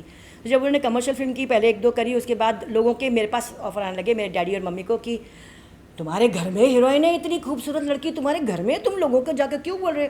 15-16 साल की उस वक्त में होंगी। जब मेरी माँ को ये बात पता चली कि ऐसा ऑफर आ रहा है मेरी बेटी के पास, खलास, बंद, stop, no films, no nothing, छुट्टी करो, बंद करो। तो हम लोगों ने सब कुछ पैकअप करके हम लोग दिल्ली वापस आ गए। तो ये मेरी माँ का था ना, नहीं तो आज मैं भी शायद कीर्ति सनौन होती, या माधुरी दीक्षित होती, या शायद सरोज खान होती, बिल्कुल। है ना। तो पर जो मुझे आज ज़िंदगी मिली है, शायद मैं इसी के लिए ही बनी थी। जैसे मैंने कहा, कर्मों के हिसाब से ज़िंदगी बनती है, तो मेरे कर्मों के हिसाब से बहुत बढ़िया हूँ, मैं खुश हूँ। एक और चीज़ हटके थोड़ा सा पूछना चाहेंगे कि आपके जीवन में कुछ लोग ऐसे भी आए होंगे जिन्होंने धोखा दिया होगा, तो आपके जीवन में नहीं आए? हाँ, तो कुछ जानना चाहेंगे जी। धोखा किसकी ज़िंदगी में नहीं है, पर शायद again I come back to my karma, या उनके कर्म हैं। शायद पिछले जन्म में मैंने उनके साथ ऐसा कुछ किया होगा। तो हाँ, मुझे मेरे स्टूडेंट्स, मेरे टीचर्स, मेरे साथ के लोगों ने कई बार तो ऐसा भी दिया कि लगता था कि बस ख़त्म कर दूँ मैं अपनी ज़िंदगी को। इतना गंदा वाला फीलिंग होती थी कि दिल मतलब टूट करके, जैसे दिल के टुकड़े 1000 हुए, कोई यहाँ गिरा, कोई वहाँ गिरा। हाँ जी, बिल्कुल मतलब वो वाली कंडीशन होती थी। मेरे फैमिली मेम्बर्स भी खुद बहुत परेशान होते, मेरे हस्बैंड बहुत बेचारे परेशान होते थे, तुम लाई क्यों उनको अपनी ज़िंदगी में, तुमने दिया ही क्यों उनको, अपॉर्चुनिटी क्यों दिया, अवसर ही क्यों दिया। पर किसी के चेहरे पर थोड़ी लिखा है कि ये आगे जा कर के धोखा देने वाला है। और मुझे तो इससे फ़र्क ही नहीं पड़ता, क्योंकि हाँ, उस पल में ज़रूर लगा कि मेरी हालत बहुत ख़राब है, मेरे को हार्ट अटैक हो जाएगा, मेरे को ब्रेन हेमरेज हो जाएगा, सब कुछ हो जाएगा। पर वो पल, जैसे हम अभी बात कर रहे हैं, थोड़ी देर में ये पल ख़त्म हो जाने वाला है, आने वाला कल जाने वाला है, तो वो जाएगा, एक दिन ख़त्म हो जाएगा। तो ये चीज़ अगर आप अपने दिमाग में रख लें। आज भी कितने लोग आकर के मुझे कहते हैं कि आपने क्यों नहीं उनको सबक क्यों नहीं सिखाया। मैं क्यों सबक सिखाऊंगी, वो चित्रगुप्त जी हैं ना लिखने वाले, वो उनको सबक दे देंगे, इस जन्म में नहीं, अगले जन्म में मैं उनको धोखा दूंगी। शायद कुछ ऐसा होगा। कैसे कर पाती हो अपने आप को मोटिवेट? बाकी भी तो हैं। अगर 100 में से 1 जन आपको कोई धोखा दे रहा है या आपके साथ बुरा कर रहा है, पर बाकी 99 तो हैं ना जो आपको मुस्कुराहट दे रहे हैं, जो आपको खुशी दे रहे हैं। और मैं पैसों के लिए तो काम करती नहीं हूँ। कोई भी आज तक आपको भी पता है कि मैंने कभी किसी प्रोग्राम में कोई चार्ज नहीं किया है, कभी भी किसी के प्रोग्राम के लिए भी ना। मैं जो फ़ीस भी जो चार्ज करती हूँ बहुत कम, बहुत ही नॉमिनल है। प्लस उनसे ज़्यादा तो मैं एनजीओ के बच्चे हैं मेरे पास। मैक्सिमम बच्चे आप नीडी हैं और हाँ वो जी। जो नहीं पे कर सकते, उनकी सिर्फ फीस ही नहीं है पवन जी, मैं उनको कपड़े भी देती हूँ, खाने भी देती हूँ, बुक्स भी देती हूँ उनको ला करके। और कनाडा में मेरी बेटी है तो वो नए नए कपड़े खरीदती है सिर्फ ये सोच करके कि मम्मी का वहाँ एनजीओ है तो मम्मी कहाँ से लेकर के आएगी। तो बेचारी वो पैक करती है, बल्कि उसके हस्बैंड भी, उसके 2 बेटे हैं, उनके कपड़े भी मैं जब जाती हूँ तो मैं 1 सूटकेस लेके जाती हूँ और जब आती हूँ तो 2 सूटकेस लेके आती हूँ। तो दूसरा सूटकेस भरा हुआ होता है कपड़ों से, शूज़ से, किताबों से, खिलौनों से, बर्तन से, छोटे छोटे बर्तन से। तो ये मैं इन लोग को दे देती हूँ, खुशी खुशी मैं उनको दे देती हूँ, तो वो भी खुश। तो ऐसे लोग जब हैं, आप ढूंढने को जाओ तो दुख आपको मिलेंगे। आपको रोना है तो आप रोना शुरू कर दो, पर अगर आपको मुस्कुराना है, डिपेंड ऑन यू कि आप किस तरीके से जीवन जीना चाहते हैं। और आपने देखा मेरे को, मैं तो हमेशा ही, कल ही मैं डॉक्टर के पास गई थी और मुझसे पूछ रहे हैं कि आप कितना रोती हैं दिन में। मैं कहा नहीं, मैं मर्द हूँ, मैं रोती नहीं हूँ। रोती नहीं। अच्छा, आज आप एक मुकाम पर पहुंच चुके हैं क्योंकि आपने जीवन संघर्ष किया और डांस को अपना एक मंजिल बनाई और आप एक मुकाम पर पहुंची। कुछ लोग ऐसे भी होंगे जो कहीं ना कहीं ईगो क्लैश होती होगी उनकी, आपको देख के थोड़े चिंतित होते होंगे, परेशान होते होंगे, जलते होंगे। जलना तो नहीं कह सकते, लेकिन कहीं ना कहीं डिस्टर्ब तो होते होंगे आपकी वजह से। अगर अब मैं अपनी तारीफ़ करने लग जाऊं तो अच्छा नहीं लगता है मुझे कुछ भी अपने बारे में बोलना जी। देखिए, एक तो मैं राजकुमारी हूँ, ठीक है, तो सबसे बड़ी बात तो यही उनको टेंशन देती होगी कि एक राजकुमारी जी। होके आप डांस क्षेत्र में एक इस मुकाम पर फील्ड में आ पहुंच गई चुकी हूँ, हैं। और वो भी मेहनत से, हाँ, बिना कुछ पिए, बिना कुछ और गड़बड़ किए, बाकी बिना लोग किसी तो को बिना पैसे दिए। डिग्रियां, मतलब आपने पीएचडी हासिल की है, वो बिना डिग्रियां हासिल किए भी कर रहे, तो दिक्कत तो आएंगे उनको। जी। और जब स्टेज पर जाती हूँ तो मेरी एक पर्सनालिटी, मेरा जो एक ऑरा है वो बहुत पॉजिटिव है। खुद ही बता रही हूँ क्योंकि सब बताते हैं मुझे। लोग देखते हैं, मानते हैं इस चीज़ को। जी, तो वो आपके साथ कोई बीमार आदमी 10 मिनट बैठ जाए तो वो अपने आप को ठीक हो महसूस करता है। थैंक यू सो मच जी। हाँ, तो यही लोग बात कहते हैं। तो उस वजह से जो लोग उतने पॉजिटिव नहीं हैं उनको प्रॉब्लम होएगी, ऑफ कोर्स होगी। इसमें उनकी कोई गलती नहीं है, मुझे कुछ बुरा मानने की बात नहीं है इसमें कि अगर उनको कुछ प्रॉब्लम है मुझसे तो वो उनका ही है। जैसे मैं बार बार आके कह रही हूँ कि उन्हीं के कर्म है वो जी। या उनके ही प्रारब्ध है जो कि उनको वो प्रॉब्लम हो रही है, तो वो उनके साथ है। मेरे को हर से दोस्ती करनी है, पर हाँ, अगर कभी मुझे पता चले कि पवन जी थोड़ा सा ऐसे ऐसे करके मुझसे बात करें तो मैं आपसे नमस्ते करूँगी, हाय बाय करूँगी और अपने रास्ता पकड़ अपने लूँगी। रास्ते, बस इतना मेरा मैं ज़रूर करूँगी। पर ये नहीं कि मैं आपके स्तर पे उतर के आ जाऊँगी और आपके साथ भी ऐसे करके बैठ जाऊँगी, ये वो करूँगी, वो मुझसे नहीं हो पाएगा क्योंकि मेरी मैं नेचर जैसी कैरेक्टर हूँ नहीं हूँ। वैसी ही हूँ। बस मैं ऐसी ही हूँ। मैं ऐसी क्यों हूँ वो तो मुझे नहीं पता, पर मैं ऐसी ही हूँ। वो 2 एक्टर्स का मैंने डायलॉग बोले हैं, ऋतिक रोशन का कि मैं ऐसा क्यों हूँ, हाँ। और अजय देवगन का कि मैं ऐसा ही हूँ। एक सामाजिक सवाल, जी। आज हर शहर के अंदर वृद्धाश्रम बढ़ते जा रहे हैं, तो क्या रीज़न है कि आज माँ बाप को बच्चों से दूर वृद्धाश्रम में जीवन काटना पड़ रहा है? कहाँ कमी रह गई, संस्कारों में, शिक्षा में, या कहाँ क्या वजह है? सामाजिक तौर पे मैं कहूँगी कि सामाजिक तौर पे थोड़ी सी कमी पड़ रही है कि जो माँ बाप हैं वो शायद उनकी मजबूरी है कि वो नहीं संभाल पा रहे, तो वो बेचारे दोनों काम पे निकल जाते हैं। अब छोटे छोटे बच्चे नानी के, मेड्स के, आया के हाथों से पलते हैं। वो आया कितनी पढ़ी लिखी है जो वो उनको कुछ संस्कार देगी या उसको कुछ समझाएगी कि बेटा दूध पीना अच्छी बात है, बेटा गीता पढ़ना अच्छी बात है बेटा, ऐसा तो वो समझाने वाली नहीं है। ड्यूटी करनी है, उसको तो आना है, अपने सैलरी के लिए वो काम कर रही है, उतना करके वो चल जाती है। तो बच्चा क्या सीखा, क्या उसको अपने माँ बाप से ही पहचान कितनी हुई कि वो अपने माँ बाप का आदर कर सके। आजकल के बच्चों का तो मैंने ये भी सुना है कि आपने पैदा किया, हमने थोड़ी कहा था आपको पैदा करने के लिए, हमने थोड़ी कहा था आपको पेट में रखने के लिए। क्या जवाब देंगे? तो पेरेंट्स का कोई जवाब नहीं है। जब पेरेंट्स के पास जवाब नहीं है, वो अपने बच्चों के लिए रिस्पॉन्सिबल ही नहीं हुए होते ना, तो जब वो बच्चे जब बड़े होते हैं तो वो भी रिस्पॉन्सिबल नहीं होते अपने। इसमें दोनों का ही कसूर है। कई बार है, अब जैसे हम ही हैं, हमने अपने माँ बाप को बहुत देखा। मेरे पति ने मेरी माँ की बहुत सेवा की अंत समय तक। मैंने अपनी सासू माँ की बहुत सेवा करी अंत समय तक। पर ये हमारे माँ बाप का शिक्षा थी, हमारे उनके संस्कार थे। पर जो मेरे बच्चे हैं उनको भी मैंने वही संस्कार दिए, तो वो तो ऐसा नहीं करेंगे ना मेरे साथ। उनके साथ हाँ उनकी टाइम की प्रॉब्लम रहेगी या उनके अपनी फैमिली की एक प्रॉब्लम रहेगी, पर ये थोड़ी कि उठा करके हमको वृद्धाश्रम में भेज देंगे कि भाई जाओ जी ले अपनी ज़िंदगी ये तो नहीं वो करेंगे। जो माँ बाप ने अपने बच्चों का ख्याल नहीं रखा तो वो कैसे उम्मीद रखते हैं कि उनके बच्चे उनका ख्याल रखेंगे। ऑफ कोर्स हर माँ बाप सैक्रिफाइस करता है अपने बच्चों के लिए, चाहे टाइम हो, चाहे पैसे हो, चाहे एनर्जी हो, चाहे कुछ भी है। अभी बच्चे का एडमिशन ही करना है स्कूल में, आजकल तो बिना डोनेशन के एडमिशन नहीं होता, तो वो पैसा माँ बाप नहीं दिया होगा ना। ये थोड़ी कहा होगा कि नहीं जी हम तो अपनी नौकरी में जा रहे हैं तो अपनी जाके एडमिशन करा ले। बिल्कुल, जब उसकी नौकरी लगी होगी तो माँ बाप नहीं कितने करवाया त्याग किए होंगे, बिल्कुल अपनी चीज़ों को रोका होगा। बच्चे नहीं समझते, इस त्याग को नहीं समझते, क्योंकि उनको लगता है कि ये तो तुम्हारी ड्यूटी थी। तो ड्यूटी अगर थी तो हमारी ड्यूटी फिर इतनी भी है कि हम जब तुम्हारे भैया हमारे जब बच्चे पैदा होंगे हम उठा के उनको अनाथ आश्रम में दे देंगे। अनाथ आश्रम में पल ही लेंगे ना वो भी, तो जैसे माँ बाप पल रहे हैं वृद्धाश्रम में तो बच्चे भी पल लेंगे अनाथालय में। ग्रामीण क्षेत्रों में देखते हैं तो आज भी माँ बाप बच्चों के साथ हैं। बिल्कुल, ये शहरों में क्यों चल रहा है? क्योंकि यहाँ एजुकेशन का मिस यूज़ किया हुआ है, एजुकेशन नहीं किया हुआ है, माँ बाप के पास टाइम नहीं है उनको सिखाने का। अभी आप मानिए मैं तो हमने बच्चों को पढ़ाया, विदेश भेजा, इसलिए तो नहीं भेजा कि वो हमारे अंत समय में हमारी सेवा ना कर सके। तो आपने भेजा, आपने ये सोच के भेजा था क्या अच्छा वो डॉलर में पैसा कमाएगा तो मेरे पास डॉलर आ जाएंगे? आपने ये सोच के भेजा शिक्षा था? देना गुनाह तो नहीं था। शिक्षा देना गुनाह नहीं है, वो आपका एक तरह से जॉब है, आपकी ड्यूटी है, आपने कर दी। जैसे कृष्ण जी कहते हैं कि कर्म किए जाए फल की इच्छा मत कर, तो ये भी फल ही है ना, एक्सपेक्टेशन है बच्चों से। अभी मेरी भी बेटी है, भगवान की कृपा से बहुत अच्छी है, मेरे दामाद भी बहुत अच्छे हैं, बट अगर मैं उनसे एक्सपेक्ट करके रहूँ कि भाई तू ही मेरा ख्याल रख, तू ही मेरे घर का पैसा के खर्च कर, तो वो तो पॉसिबल नहीं है ना, क्योंकि उनकी अपनी एक लाइफ हो चुकी है। वो अपनी लाइफ को पहले देखेंगे, उनकी प्रायोरिटी उनकी लाइफ है, जैसे हमारी प्रायोरिटी हमारी लाइफ थी, हमारे बच्चे थे, हमने भी तो वही काम किया था ना, हमारे बच्चे हमारी प्रायोरिटी थी, तो वही वो कर रहे हैं।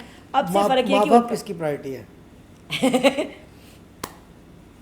उसकी नहीं, मेरे ख्याल से शायद ये नसीब है या तो डेस्टिनी है या कर्म है, कि आपको अगर एंड में अगर आपको भुगतना है अपने ही बच्चों के द्वारा। कहते तो है, अभी मैं व्हाट्सएप में पढ़ रही थी, वो स्क्रॉल कर रही थी कि व्हाट्सएप में कि जो आपके बच्चे हैं वो आपके पुराने कोई दुश्मन रहे हैं जो आपकी औलाद बन करके आते हैं, तो आपने कैसा कर्म किया था पिछले में, आपको वैसा ही औलाद आपको मिलेगा इस जीवन में। कर्मों का फल है, कर्मों का फल है। तो अगर लिखा हुआ है कि आपने अपने बच्चों के थ्रू ऐसा भुगतना है तो ठीक है, बट वैसे बहुत सैड बात है, वैसे ये बहुत ही सैड बात है कि आप उन माँ बाप को वृद्धाश्रम में छोड़ के कोई प्रॉब्लम ही नहीं है। पैसा, ये शिक्षा सब बेकार, बिल्कुल बेकार। अभी सुप्रीम कोर्ट ने एक ऑर्डर दिया डॉग्स को लेकर, डॉग्स को लेकर आपके क्या विचार है इसमें? बहुत मिक्स्ड, क्योंकि मैं अभी इसको टर्म को बड़ा गड़बड़ कर दिया गया है कि dog lover, animal lover, but अगर आप खुद अपने लवर हो तो हम भी एक एनिमल ही हैं, पर क्योंकि हम बोल पाते हैं। अभी मेरे को कल जैसे एक्सप्रेस कर सकते हैं। हाँ, कल मेरी तबीयत ख़राब थी तो मैंने जाके डॉक्टर को बोला मेरी तबीयत ख़राब है। जो एनिमल्स हैं, स्पेशली अगर डॉग है तो वो कैसे बताएगा? मैंने खुद ने देखा हुआ है, रास्ते में चलते हुए लोग मोटरसाइकिल में जाएंगे, एक लात मारेंगे डॉग को, कोई लाठी मार देगा, वो तो निकल गया बंदा, अगली मैं चल के जा रही हूँ, वो डॉग अपना फ्रस्ट्रेशन तो मेरे पे उतारेगा ना। बिल्कुल, यहाँ तक ठीक। हाँ, पर ये भी सत्य है कि आजकल डॉग्स में भी उतनी ही गर्मी आ गई जितना ह्यूमंस में आ गई है। अब रोड रेज हम लोग कहते हैं, अगर ह्यूमंस रोड रेज कर सकते हैं तो डॉग्स भी रोड रेज कर सकते हैं ना। उनके साथ भी ज़्यादतियाँ होती हैं, गाड़ियाँ निकल के जाती हैं, कुत्तों के टांग काट के चले जाते हैं, कितनी परेशानियाँ करके जाती हैं, उनके फ्रैक्चर हो गया, वो बेचारा रो रहा है, तो उस वक्त आकर के कोई उसको मारेगा, भूखा है। मैं तो इंसान भी भूख में तो कितना पागल हो जाता है जी बिल्कुल, तो कुत्ता भी अगर भूखा है तो वो कुछ करेगा। तो इसके लिए सिर्फ गवर्नमेंट एक इलाज नहीं है, हमें भी करना है, हमको भी करना है। मैं कुछ करने को जाती हूँ, हाँ you are a dog lover की बात नहीं, I am myself lover, मैं खुश हूँ, उसको भी खुश रखूँगी तो अच्छा रहेगा। हाँ, अभी वो कह रहे कि कल की मैं देख रही थी टीवी की, वरुण धवन का उन्होंने कहा नहीं करना नहीं चाहिए। तो वरुण धवन को ये भी ध्यान रखना चाहिए कि उनका जो कुत्ता है वो एसी रूम में रहता है, उसके पास गुस्सा नहीं होगा, उसको खाना टाइम पे मिल जाता है, उसके पास एक केयर टेकर भी है। इनके पास कौन है? कोई नहीं।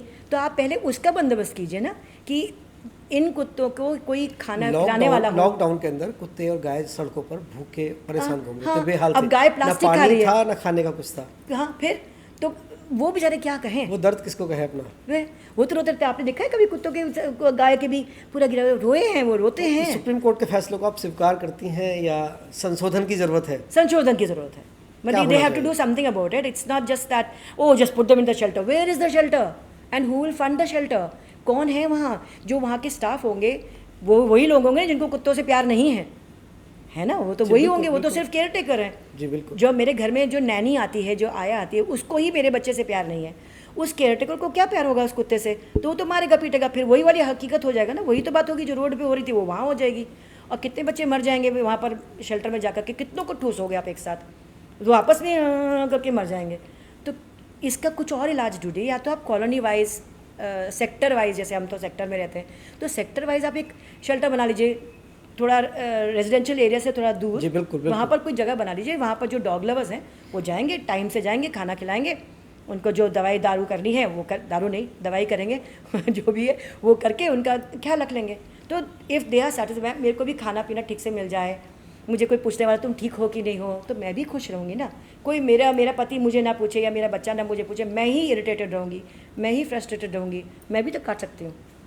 अच्छा, यूथ से जुड़ा सवाल पूछना चाहेंगे आपसे कि आज यूथ, मैं 66 ईयर्स की हूँ, लेकिन एक सवाल पूछना चाहूँगा क्योंकि आप शायद अच्छा जवाब दे पाएँ। जी। यूथ जितना भी आज बॉयज़ गर्ल्स को देखो, ड्रिंक स्मोकिंग डूबे पड़े हैं, चौराहे पर देखो आप लड़कियाँ ऐसे सिगरेट के छल्ले उड़ा रही हैं, आप कैसे देखते हैं इसको और क्या सुधार की ज़रूरत है? मैं फिर वहीं वापस आ जाऊंगी जहां आपने कहा था वृद्धाश्रम वाली बात, कि आजकल माँ बाप के पास टाइम ही नहीं है अपने बच्चों के लिए। उनको आप धर्म पे अगर आप लेके जाएं, कोई भी धर्म हो, मैं ये नहीं कह रही, जैसे मैं तो खुद सनातनी हूँ, पर कोई भी जो धर्म है, धर्म कभी नहीं सिखाता है कि आप शराब पीजिए या आप सिगरेट फूंकिए। देखा देखी में, पीयर प्रेशर जिसे कहते हैं, देखा देखी में लोग बाग शुरू कर देते हैं, क्योंकि खुद उनके अंदर कॉन्फिडेंस नहीं है। उनको कॉन्फिडेंस कहाँ से आएगा? माँ बाप से आएगा, घर के परिवार से आएगा, दादा दादी से आएगा, नाना नानी से आएगा। वो दादा दादी तो आपके साथ रहते नहीं है, वो नाना नानी आपके साथ रहते नहीं है। माँ बाप के पास टाइम नहीं है क्योंकि उनको तो ऑफिस जाना है, उनको तो ऑफिस की प्रेशर है उनके ऊपर। जी बिल्कुल। तो जब बच्चा बेचारा अकेला हो जाता है, तो जो दोस्त कह रहा है या जो बॉस कह रहा है या जो उसकी सखी सहेली कह रही है, जो भी वो कह रहा है वो सत्य है। वैसे भी एक पेयर प्रेशर होता ही है, जब लोग बाग एक जैसे उम्र के होते हैं, कितनी बातें वो एक दूसरे से आपस में शेयर करते हैं। तो जब वो बंदा फूंक रहा है, सुट्टा मार रहा है, सुट्टा मार रहा है, तो ये बंदा सोचता है कि मैं ही कुछ गलत कर रहा हूँ। जी। मेरे ही स्टूडेंट्स हैं जो कह देते हैं कि मेरा तो कोई बॉयफ्रेंड नहीं है, उसके तो 3-3 4-4 बॉयफ्रेंड्स हैं। तो बॉयफ्रेंड रख करके ऐसा कौन सा सर्टिफिकेट मिल रहा है? मैं तो बच्चों को ये भी कह रही हूँ, तुमको जो अगर इंस्टाग्राम पे लाइक्स मिल रहे हैं या फेसबुक पे लाइक, उनको तुम जानती तक नहीं हो। मेरे जैसे करोगे क्या इसका? हाँ, क्या करना है उसका, क्या फ़ायदा क्या है? तो उस 4-5 बॉयफ्रेंड को रख के क्या आप फ़ायदा जब है? परेशानी में होगे तो ये कितने लोग तुम्हारी मदद के लिए कौन आएंगे? आएगा उस वक्त? माँ बाप ही आएंगे ना, या जो आपके बहुत सगे हैं, आसपास के जो लोग हैं वो आएंगे। कई लोग मुझे पलट के कहते हैं नहीं हमारे दोस्त आ जाते हैं, तो दोस्त क्या कर लेंगे? पैसा निकालेंगे वो लोग। कितनी बार आप कितनी बार बीमार पड़ोगे, साल में कितनी बार बीमार पड़ोगे, और कितनी बार आपके दोस्त आकर के 4-5 लोग परिवार के लोग ही काम आएंगे, वही आईसीयू में खड़े होंगे, वही हॉस्पिटल में खड़े होंगे, वही आपके लिए सब कुछ करेंगे। अभी मैं पीछे बहुत बीमार पड़ी थी, मेरी बहन ने आकर के डॉक्टर को मार भी दिया कि मेरी बहन मेरे परमिशन के बिना मर नहीं सकती है, तो आप अपना काम कीजिए, मैं बाकी मैं देख लूँगी, और मैं वापस ठीक ठाक आपके सामने हूँ। लिव इन रिलेशनशिप को कैसे देखते हैं आप? क्योंकि सरकार ने तो कह दिया आप कि मुझे ठीक है ना, आप मुझे फंसा दोगे कहीं वृद्धाश्रम, कहीं यूथ के सिगरेट। ये live in, personally speaking, very personally मुझे लिव इन से प्रॉब्लम नहीं है, बट उस लिव इन से जो लोग दोनों के दोनों ने डिसाइड कर लिया कि चलो, जैसा कि अभी किसी ने कहा टेस्ट ड्राइव, कि ऐसा कुछ तुमने करना है, ये सोचना है कि चलो भाई तुम 10,000 कमा रहे हो, मैं 10,000 कमा रहे हो, तो हम दोनों का मिल करके 20,000 हो गया, चलो हम दोनों ने मिल करके एक घर खरीद लिया, उसी में हमने एडजस्ट कर लिया, अभी माँ बाप बीच में नहीं है, चलो हम एक दूसरे को देख लेते हैं हम लोग कंपैटिबल है कि नहीं है। वैसे आपको बता दूं कि ये चीज़ पुराने किताबों में लिखी हुई है, मैं उस किताब का नाम नहीं लूँगी, नाम थोड़ा सा ऐसा वाला है, तो उसमें लिखा हुआ है कि आप एक दूसरे को मतलब कि ट्राई कर सकते हैं, पर वहाँ तक जैसे मेरे पति हैं, मैं हूँ, अगर हम दोनों डिसाइड कर लिया कि हाँ भाई फ्यूचर में हम दोनों की एक बन रही है कि हम लोग फ्यूचर में एक साथ रहेंगे, तो आप दोनों अगर रहें तो ठीक बात है। पर अगर आप सिर्फ ट्रायल, टेस्ट ड्राइव कर, अभी किया पे आपने टेस्ट ड्राइव किया, फिर आपने टोयोटा पे टेस्ट ड्राइव किया, फिर आपने मर्सिडीज़ को ट्राई किया, फिर आपने BMW तो आप को, गलत रास्ते पे हो तो फिर बाद में आप क्या खरीदोगे? मारुति। ठीक है, मतलब मारुति से मेरा मतलब है कि स्टैंडर्ड वाइज नहीं, मतलब कि आप इतना कुछ हाई फंडा आपने देख लिया, तो फिर बाद में आपका क्या, खुद का क्या रह गया? कुछ भी नहीं, क्योंकि you have been compromising at least 4-5 people. अपने एडजस्ट करने की कोशिश की थी ना उस वक्त। ये तो नहीं कि मैं जैसी हूँ मैं वैसी रहूँगी, मैं जैसा हूँ मैं वैसी रहूँगा, ऐसा तो रहता नहीं है। आप दोनों एडजस्ट करते, तो आपने इसके साथ भी एडजस्ट किया, थोड़ी बहुत नेचर उसकी ले ली, थोड़ी बहुत इसकी नेचर ले ली। और वैसे अगर मैं आपको जाऊँ जो मतलब मुझे वैसे तो कैमरा में बोलना थोड़ा सा वो है, प्रॉब्लम है, पर पहले ज़माने में आपको पता होगा कि जो ऋषि थे, संत लोग थे, वो बहुत लंबी उम्र तक ब्रह्मचारी रहते थे, क्योंकि मानना है कि जब दो मिलते हैं तो आप जो पुरुष है वो बहुत कुछ स्त्री को दे देता है। अब उसके अंदर क्या क्या नेगेटिव क्वालिटीज़ हैं, उसकी क्या क्या परेशानियां हैं, उसकी क्या क्या बुराइयां हैं, वो तो एक औरत तो वैसे भी पृथ्वी का रूप है, प्रकृति, वो ग्रहण कर लेती है, बिल्कुल। वो ग्रहण कर लेती है। जब उसने ग्रहण कर लिया तो आपके अंदर वो चीज़ें आ गई ना जो उस आदमी की हैं, तो आप ऐसे कितने लोगों को लोगी? बिल्कुल, ठीक है। इन दी एंड अगर देखे जाए तो अगर आप दोनों लिव इन में रह रहे हो, नेचुरली आप दोनों थोड़ा बहुत तो फिजिकल भी होगे। मैं ये नहीं कह रही हूँ कि फिजिकल के लिए रह रहे हो, नहीं, मैं कह रही हूँ कि थोड़ा बहुत आप फिजिकल रहोगे। फिजिकल होने से कितने ही आप कुछ भी कर लो, अगर भगवान ने सोचा कि आपके अंदर कोई बीज डालना है तो वो बीज की जिम्मेवारी किसकी हो जाएगी? आप दोनों, क्योंकि आप दोनों तो कोई कमिटमेंट तो है ही नहीं आप दोनों के बीच में। आप दोनों रास्ते live in अलग हो। कर लोगे। आप दोनों रास्ते अलग करोगे, या तो वो लड़का इतना मैच्योर और इतना रिस्पॉन्सिबल हो कि वो उस बीज का भी ख्याल रखेगा, पर ऐसे बहुत कम है, आप भी जानते हैं ऐसे बहुत कम है। तो परेशानी किसको हुई फिर? उस लड़की को ही ना। तो जो हमारे गुरुओं ने कहा कि लड़कियों को संभाल के रहना चाहिए, वो इस वजह से कहा था क्योंकि बेचारे वो बोल नहीं पा रहे। मैं आपको बता रही हूँ क्योंकि मैं आपको भी जानती हूँ, और उम्मीद करती हूँ कि जो लोग जिस ढंग से मैं बोल रही हूँ उसी ढंग से लोग बाग लेंगे कि in the end it is the girl जी, जिसकी रिस्पॉन्सिबिलिटी आ जाती है। अब पृथ्वी के अंदर आप कैक्टस डालेंगे तो कैक्टस ही निकालेगी, आप उसके अंदर फूल डालेंगे तो फूल ही निकालेगी, आप कोई सब्जी डालेंगे तो वो सब्जी निकालेगी, पर आप एक साथ बहुत सारी चीज़ें डाल देंगे तो पृथ्वी क्या करेगी? तो ये लड़की की रिस्पॉन्सिबिलिटी जी, ज़्यादा है। मैं ये जानना चाहूँगा कि जीवन की खुशी किस में है? भगवान में, माता पिता में, औलाद में, आपके कर्मों में, जी, आप कितना दूसरों के लिए जी रहे हैं। दूसरों के लिए मतलब ये नहीं कि वो है ना खुद दूसरों की जय से पहले खुद को जय करें, ऑफ कोर्स आपने खुद को भी करना है, बट आप अपने आसपास के आपके जो सराउंडिंग है ना, आप उनको खुश करने की कोशिश कीजिए। आप जैसे कई लोग कहते हुए कि बच्चे को देख के स्माइल आ जाती है, क्यों? क्या हम बच्चे नहीं थे? हम बच्चे नहीं हैं, हम भी तो बिल्कुल। बच्चे हैं। अगर हम खुश रहें, आपका ये पल इम्पॉर्टेंट है। मेरा कहना है कि जो मैं चाह रही हूँ कहना जी, कि हम बताइए। लोग आजकल के ज़माने में ना बहुत कंपटीशन में आ गए हैं। मेरी आपके साथ कंपटीशन है, आपका उसके साथ कंपटीशन है, उसका उसके साथ कंपटीशन जी। है, तो हम लोग आपस में लड़ रहे हैं।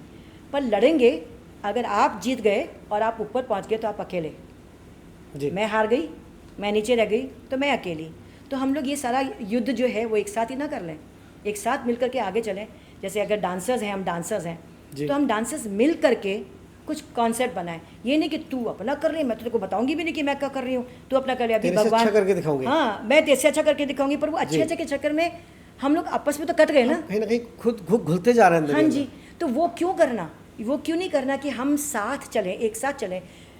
जेलसी करके हम कर भी क्या लेंगे?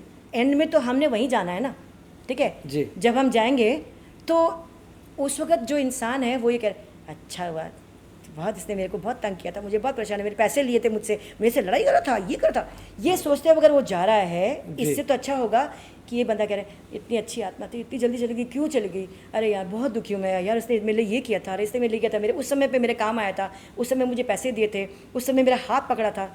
वो ज़्यादा बेटर है कि ये ज़्यादा बेटर है? मेरा मानना पर्सनली ये है। और इसलिए आप देखेंगे कि मैं सबके साथ बहुत अच्छे से खिकी में रहती हूँ, क्योंकि मेरे बच्चा जो है, बच्चा दिल तो बच्चा है, मैं खुद भी एक बच्ची हूँ, 66 की बच्ची हूँ, तो मैं बच्चों जैसे रहती हूँ, क्योंकि बच्चों में होता है ना, कोई जेलसी नहीं है, कोई लड़ाई नहीं है, आज कोई उन्होंने आपस द्वेष में भावना नहीं। हाँ झगड़ा किया और नेक्स्ट पल वो दोनों के दोनों वैसे के वैसे ही फिर हो गए। दोस्ती पक्की। और पहले ज़माने में लोग बात कहते भी थे कि अगर झगड़ा भी हुआ है ना तो रात बीती, बात बीती, अगले दिन सुबह फिर you get a fresh, forget that. वो ज़्यादा अच्छा है। बिल्कुल। और जैसे मैंने पहले भी कहा कि जो पल है अभी वो तो अभी निकल जाने वाला है, तो उस बात को भूल जाओ ना। समाज को क्या संदेश देना चाहेंगे? यही यही कि आप आपस में ना लड़ें और आपस में जेलसी की भावना ना करें, एक दूसरे के काम आए जब मौका मिले। समाज सेवा के नाम पे आप ये ना करें कि एक कंबल 20 लोग दे रहे हैं, वो ना करें। जब देना है, जैसे मेरी माँ कहती थी कि ये हाथ जब दे तो इसको भी नहीं पता चलना चाहिए। सोचिए दोनों बिल्कुल। कितने आसपास में दोनों, हम तो बॉडी पार्ट, हमारे एक पार्ट अगर पे कर दे रहा है कुछ, तो बिल्कुल। दूसरों को ना पता चले। बिल्कुल। जबकि देखा जाता है फोटोज के अंदर कि एक केला होता है और 6 लोग देने वाले होते हैं। हाँ जी, एक कंबल आजकल होता है, ये तो 10 लोग देने वाले होते हैं। बहुत प्रचार हो चुका है ऐसा, तो ऐसा ना करें। ठीक है, माना सब लोगों ने शायद फंड किया होगा उस एक केले को, बट ना करें तो बेटर है उसको दे दें, दे करके निकल जाए, बाद में क्या बता। ये उसका गरीब का मजाक नहीं है? बहुत मजाक है, बिल्कुल मजाक है। पर वो मेरे हिसाब needy से है, उस बच्चे का वो मजाक नीडी है, एक कंबल आपका लेके कोई बहुत बड़ा अमीर तो हो नहीं जाएगा। नहीं, बिल्कुल नहीं। लेकिन आप आप उसका उसका मजाक मजाक नहीं उड़ा बना रहे रहे, हैं। आप अपना मजाक बना रहे हैं कि इतने सारे लोगों ने मिलकर के एक कंबल दिया है। और कंबल कितने का आता है यार? 200, 250, 300 रुपए का। ये 5-6 लोगों ने इकट्ठे होकर के वो 250, 300 रुपए इकट्ठे किए। तो गरीब कौन है? गजब। तो गरीब कौन है? गरीब कौन है? ये वाली बात है। मुझे पता चलेगा कि मैं पहले ज़माने में बेगर्स को कहते थे ना, भाई चेंज नहीं है, चेंज नहीं, चल जा। आज वो चेंज आपको 2000 रुपये का चेंज उठा के दे देगा, तो फिर गरीब कौन है? आप कि वो? आज की बच्चे अगर डांस में आना चाहे, कुचिपुड़ी, कथक, भरतनाट्यम और बाकी डांस में, तो कैसा भविष्य है?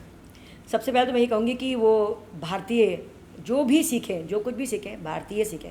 आज तो देखिए मोदी जी की कृपा से भारत देश का कहाँ से कहाँ नाम पहुँच गया। मतलब बड़े बड़े लीडर्स जिनका नाम सुनने में, नाम से ही घबराहट होती थी, वो लोग उनके झुके पड़े हैं। हमारा वो दबदबा आ गया। तो भारतीयता तो कब से है, शून्य किसने आविष्कार किया? भारतीय ने। सब चीज़, आप कुछ भी, ग्रेविटी बोलिए, ग्रेविटी। अभी नरसिम्हा पिक्चर आई है, नरसिम्हा पिक्चर को देखिए, वराह अवतार ने भूगोल दिखाया हुआ है, जो अभी 500-600 साल पहले बताया गया कि धरती राउंड है, राइट? बिल्कुल। और वराह अवतार कब के हुए हैं आपको पता है डेट? नहीं ना, कब नहीं के हुए पता। हैं? और उनको पता है कि वो भूगोल था। हाँ। तो हमारा जो चीज़ें हैं उनको आप क्यों भूल रहे हैं? ढूंढिए, निकालिए, खोजिए, रिसर्च कीजिए, आपको पता चल जाएगा। तो आज आप पूरा भारतीय संसार भारत के वेदों पर रिसर्च कर रहा है। मैं आपको एक छोटी सी बात बताऊं। जी, मैं, बिल्कुल। मेरे म्यूज़िक के स्टूडेंट्स आते हैं, तो मैं उनको बताती हूँ कि अच्छा बताओ बेटा, कितने स्वर हैं? मैम 8। अच्छा 8, ठीक है। तो कौन से हैं? सा रे गा म प ध नि सा। तो 8 तो है नहीं, हम तो बोलते हैं उसको सप्तक। सप्तक है। सप्तक है, जी। तो सप्तक तो 7 स्वर हुए ना, तो ये तो 8 कैसे आपने गिने? तो मैम ये कैसे बात है? मैंने कहा तो आप तो ना वेस्टर्न स्टाइल बोल रहे हैं, क्योंकि वेस्टर्न स्टाइल में म्यूज़िक को ऑक्टेव बोलते हैं, यानी कि 8। तो वो क्या करते हैं? सर एक गा म प ध नि सा, डो रे मी फा सोला टी डो, डो को भी मिला दिया। वो डो तो उस डो रे मी फा का है। हाँ, सारे गा म प ध नी, ये एक हाँ, सप्तक है। जी। ये जो सा है, जो तार सप्तक Next का सा है, वो वाला तो है। नेक्स्ट वाली फैमिली है। ठीक ये है। तो वैसी वाली है, जो बेटी जो है वो आज जरूर इस फैमिली की है, पर अब तो वो उसकी हो गई, इस फैमिली की तो है ही नहीं। बिल्कुल। तो आपने कैसे उसको गिला लिया? 8 स्वर कैसे हो गए? तो वो यही सप्तक वाला जो स्वर है, वही चीज़ पूरा आपका डांस के ऊपर है कि आपके ही सप्तक से ही आप म्यूज़िक बना सकते हैं। आज इतने बड़े बड़े कलाकार हैं, सब हिंदुस्तानी शास्त्रीय संगीत करते हैं या कर्नाटक शास्त्रीय संगीत करते हैं। डोरे मी फा सोलटी में कितने लोग एक्चुअली राग में गा रहे हैं और चिल्ला चिल्ली कर रहे हैं। आई एम नॉट सेइंग कि वो अच्छा नहीं गाना गाते हैं, of course they very very good singers out there, but in the end जो शास्त्रीय संगीत हम लोग कहते हैं मेघ मल्हार, कि जी गाना गाएंगे तो बारिश हो जाएगी। अरे गाना गाएंगे तो दीपक जल जाएगा। दीपक जल जाएंगे। कहते से क्या ऐसा कुछ बोल सकते हैं वो लोग? नहीं बोल सकते। बता के दिखा दे अगर कोई भी ऐसा है कि अरे वो गाना गाएगा तो जी बारिश हो जाएगी, या ट्रैफिक रुक जाएगा, या पुलिस वाला रुक जाएगा। ऐसा कुछ है नहीं है। तो जब इतनी अच्छी चीज़ हमारे देश में, हमारे घर में है, उसको पहले सीखो ना।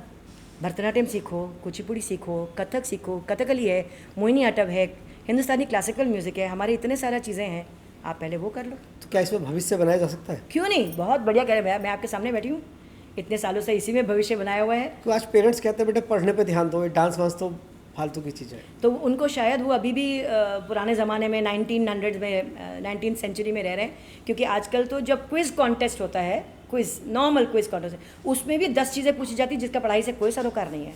अभी KBC चल रहा है, अमिताभ बच्चन जी ने अभी कल ही शुरू किया था। जी जी। तो उसमें तो कितनी सारी चीज़ें पूछते हैं, वो पढ़ाई की कहाँ चीज़ें होती हैं? वो पढ़ाई की चीज़ तो होती ही नहीं है। कितनी चीज़ें उसमें तो बॉलीवुड का भी क्वेश्चन पूछ लेते हैं। तो आजकल का ज़माना ही ऐसा है कि मैंने आपको बताया कि मैं डांसेस में सारे डांसेस सीख चुकी हूँ, स्विमिंग करा हुआ है, कराटे किया हुआ है, हॉर्स राइडिंग किया हुआ है, सारे इंस्ट्रूमेंट्स बजाती हूँ, मतलब कि हारमोनियम है, तबला है, गिटार है, वायलिन है, सितार है, सब कुछ बजाती हूँ। तो जब मैं कर सकती हूँ तो आप भी कर सकते हो। चीज़ें सीखो, चीज़ों का ज्ञान करो, पढ़ाई भी करो। उस 100% मार्क्स का फ़ायदा क्या, जब आपको नौकरी तो उतनी ही मिलेगी ना, उतने पैसे की मिलेगी, तो क्या फ़ायदा?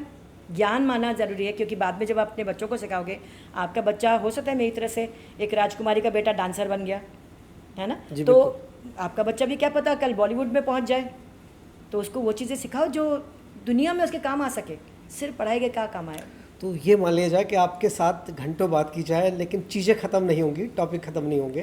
ठीक है, तो आपका समय देने के लिए बहुत बहुत धन्यवाद। थैंक यू सो और मच। दोबारा कोशिश करेंगे, आपसे मुलाकात करेंगे, बातें करेंगे बहुत सारी, और रहस्यमय बातें जानेंगे जो लोग नहीं जानते। जी ज़रूर ज़रूर, बहुत बहुत धन्यवाद। I am so honoured and so grateful. बहुत आभारी हूँ। Thank you Thank so you. Much. Thank you. मैं दर्शकों से कहना चाहूँगा, देखते रहिए PNI टॉक।